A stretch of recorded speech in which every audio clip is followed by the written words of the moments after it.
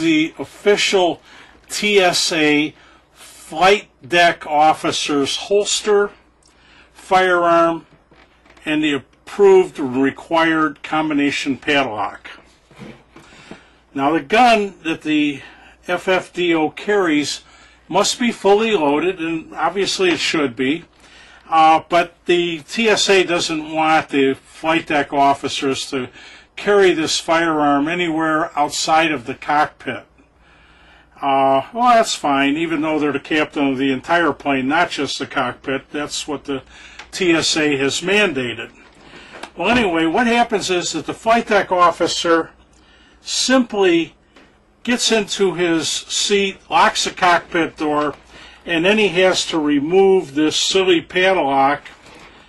And when he removes it, it goes right through this little hole, and the hole is so small you actually can't see where the trigger is. Foreign objects and triggers of loaded guns, they don't match very well. They're really kind of scary. Well, anyway, the flight deck officer, he's a good flight deck officer, so he takes and straps the gun on his strong side through his belt, and then he flies the plane. Well, in the course of flying his plane, things might happen, like his elbow might bump that snap, or his seatbelt, or something else, and maybe even something causes the firearm to come out of the holster a little bit. Like this. It doesn't have to, but that looks secure, doesn't it? Looks like it's very secure. Well, if the flight deck officer has to go to the bathroom, or it's time to land the plane, he's got to put this thing away before he can open the cockpit door again. Regulations.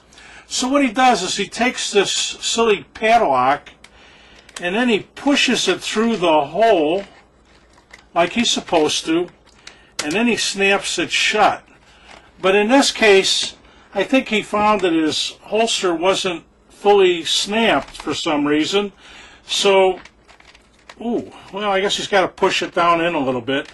Oh, look at that! It discharged. It discharged because the shackle was in front of the trigger. Of course, the flight deck officer couldn't see it.